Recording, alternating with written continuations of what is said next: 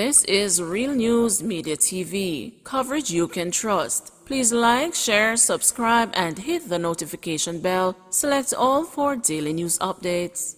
Good morning, my Real News Media TV family. Thank you so much for tuning in this morning, and I'm wishing for everyone a blessed and wonderful Sunday.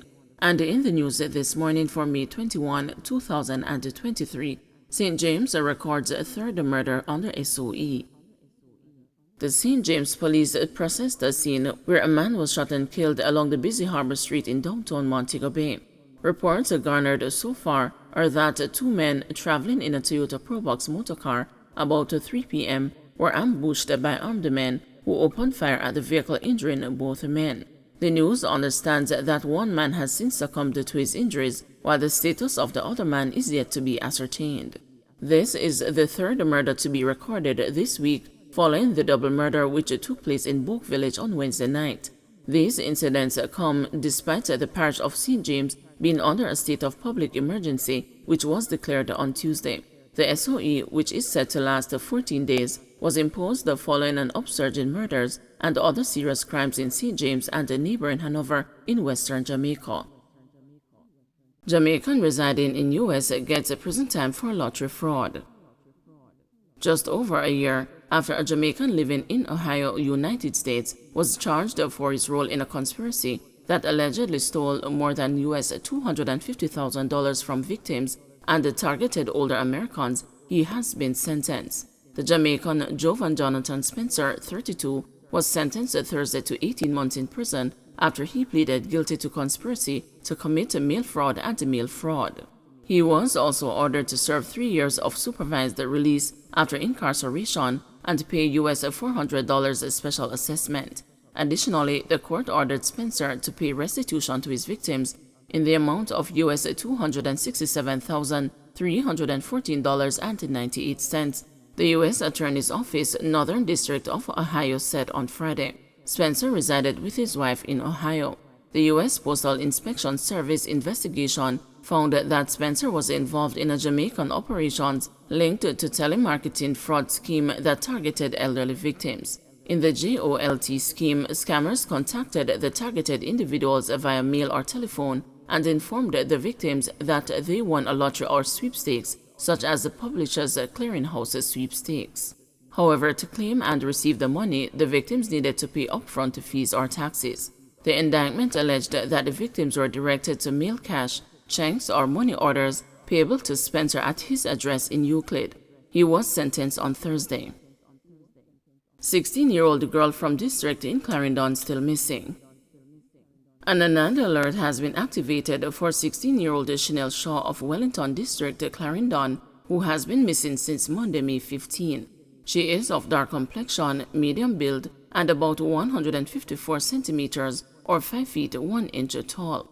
Reports from the Frankfield police are that Chanel left home and went to Maypen wearing a pink blouse, blue jeans, and a pair of blue slippers.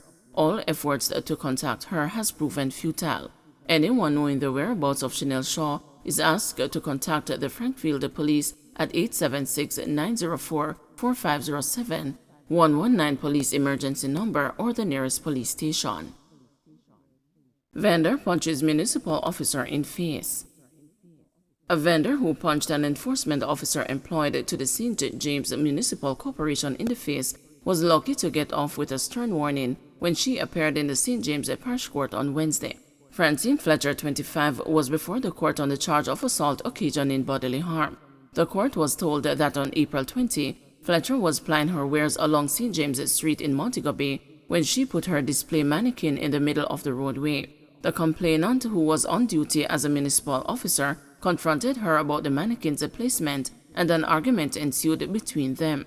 Fletcher then hit the officer in his face, following which she was arrested and charged.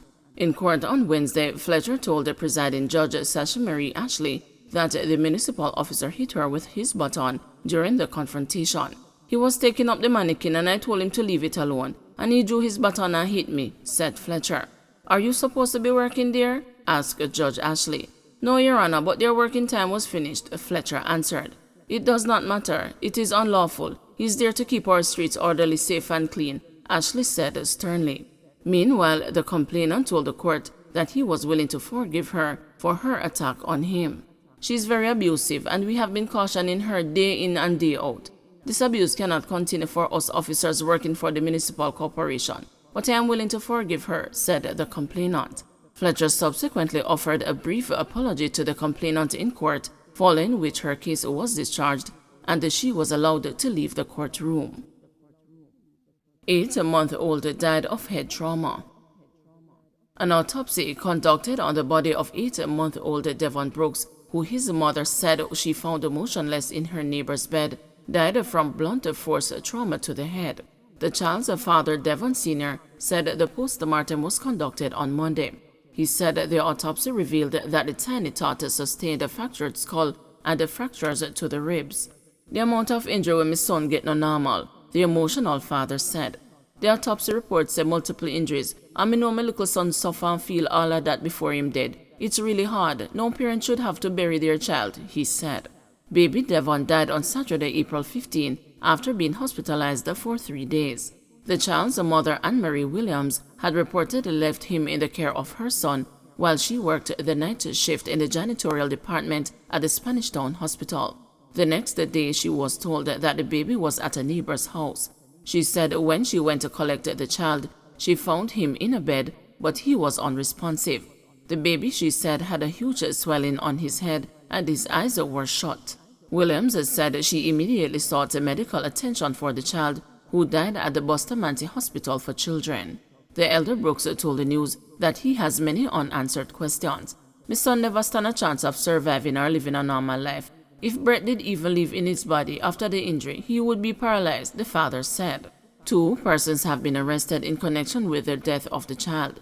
Police sources said that it is likely others could be charged, as the fractures to the baby's ribs has nothing to do with his death and are being investigated. Government to begin paying new pension rates in June. The Ministry of Labor and Social Security says it will begin paying out new old age or retirement pension benefits under the National Insurance Scheme in June. Prime Minister Andrew Holness had earlier indicated that the new rates would take effect April 1, but a release from the Labor and Social Security Ministry Wednesday indicated the increases would be reflected next month. The Labor Ministry says payment of the new rates will be delivered on a phased basis. Pensioners who receive their payment by direct deposits will be paid the new rates mid-June. Payment of retroactive sums will be made at the end of June. Pensioners who are paid by pension order books will receive the new rates when their new pension order books are due starting in July.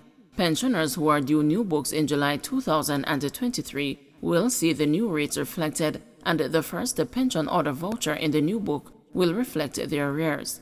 The government says the pensioners whose new pension order books are due in August will be paid the new rate, with their arrears reflecting on the first pension order voucher in the new books. Don't forget to like, share, subscribe, and hit the notification bell. Select all for daily news updates.